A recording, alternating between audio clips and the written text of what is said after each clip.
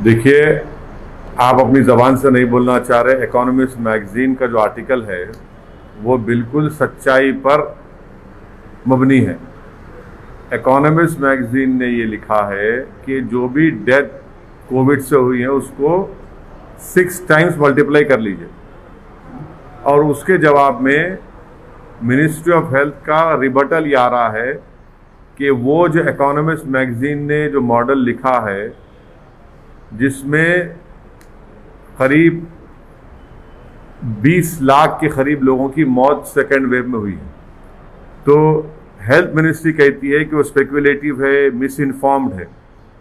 मैं health minister से पूछना चाह रहा हूँ कि अगर वो स्पेकुलेटिव, मिस इन्फॉर्म्ड है तो फिर कोवैक्सीन का आपने क्यों उसको शुरू किया? क्या वो कुछ पीयर रिव्यूड साइंटिफिक डेटा था उसका? अभी भी डेटा जमा कर रहे हैं ना। दूसरा, आयुष मिनिस्ट्री ने क्यों कोरोनिल को सर्टिफिकेशन दिया? क्या उसका भी कुछ इफेक्टिव डेटा था आपके पास? तीसरी बात यह है कि डेली डिस्ट्रिक्ट वाइज डेटा कोई भी स्टेट नहीं दे रहा है। स्टेट्स आईसीएमआर के गाइडलाइंस को कोई फॉलो ही नहीं कर रहे हैं। और पांचवा पॉइंट जो हेल्थ मिनिस्ट्री कहती है कि उन्होंने बिहार सरकार को लिख कर दिया। बिहार सरकार को बिहार की हाई कोर्ट ने उनको क्वेश्चन किया, उनको खींचा, तो रातों रात बिहार सरकार ने फिगर्स को सही करके 3000 मौत का इजाफा कर दिया। जितने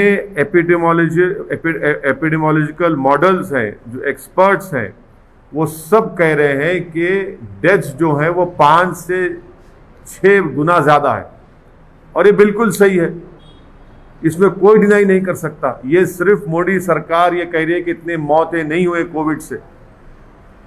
मोदी सरकार हकीकत को सच्चाई को छुपा रही है। मोदी सरकार का रियलिटी से कोई टच ही नहीं है।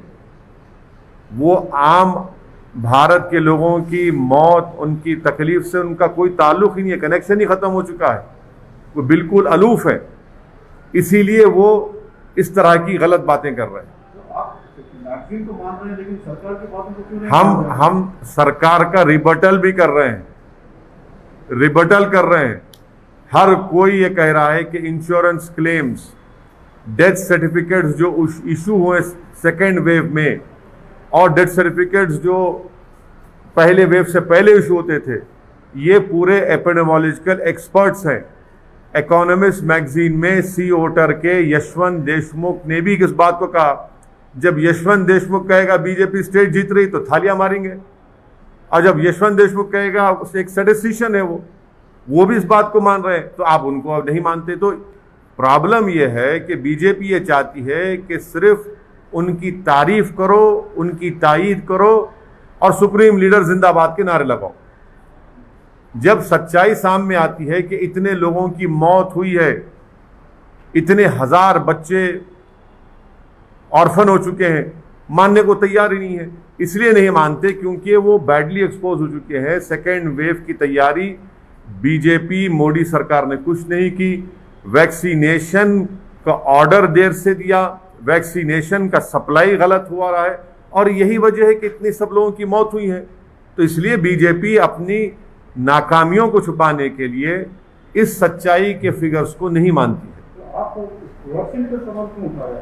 देखिए, अगर आप उनका जवाब पढ़ेंगे हेल्थ मिनिस्ट्री का, इकोनॉमिस्ट मैगजीन के रिबटल में हेल्थ मिनिस्ट्री ने कहा कि वो स्पेकुलेटिव है, मिस इन्फॉर्म्ड है और साइंटिफिक डेटा को फॉलो नहीं किया। तो मैं उनके जवाब में कह रहा हूं कि कोवैक्सीन को भी आपने 3rd ट्रायल का कंसेंट लिया ना जनता से, तो क्या आपके पास डेटा था? फिर मैंने कहा है कि कोरोनिल ये बाबा की है, आयुष मिनिस्ट्री ने सर्टिफाई करा, क्या उसका डेटा था आपके ने?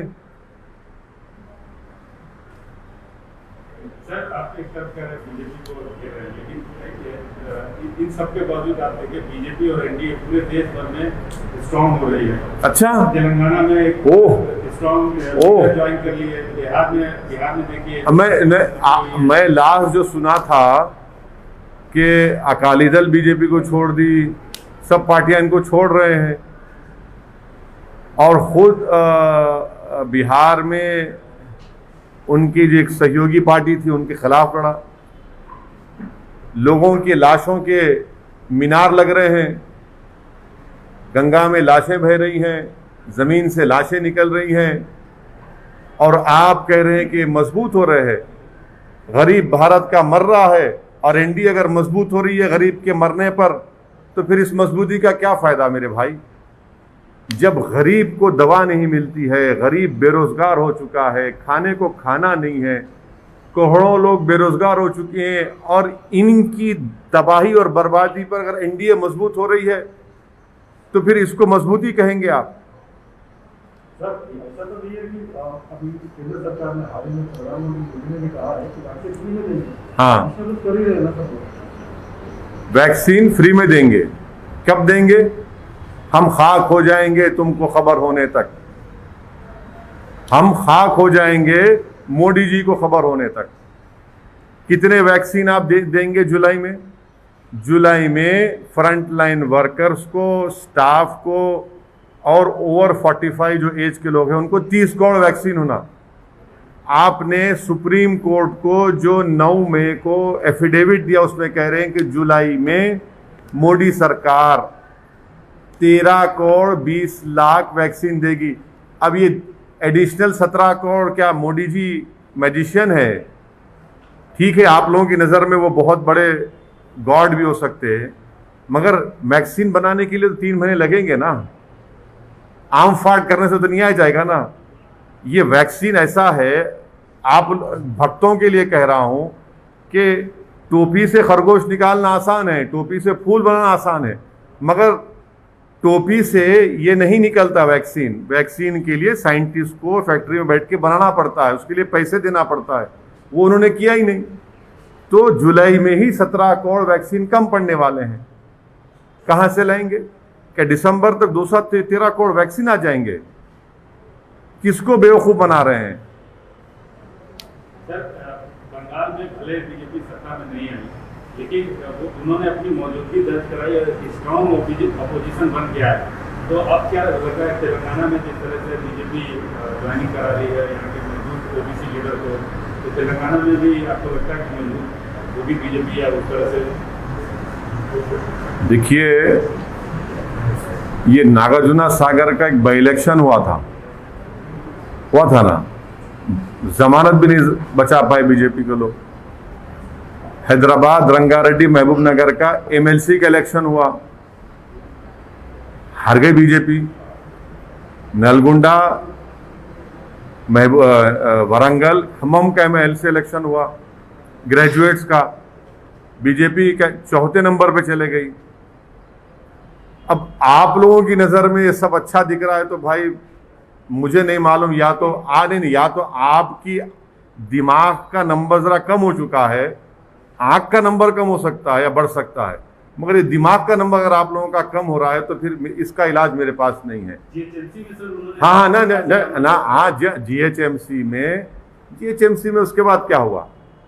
अच्छा, जीएचएमसी में आप बताइए कि सेकेंड वेव में कहीं नजर आए बीजेपी आपको? इतने लोग जो बीमार पड़ रहे थे, पीड़ित परिवार के पास कोई नहीं गए। हाँ, कहाँ गए? मौत में गए, मौत में गए, ये जिंदगी में गए।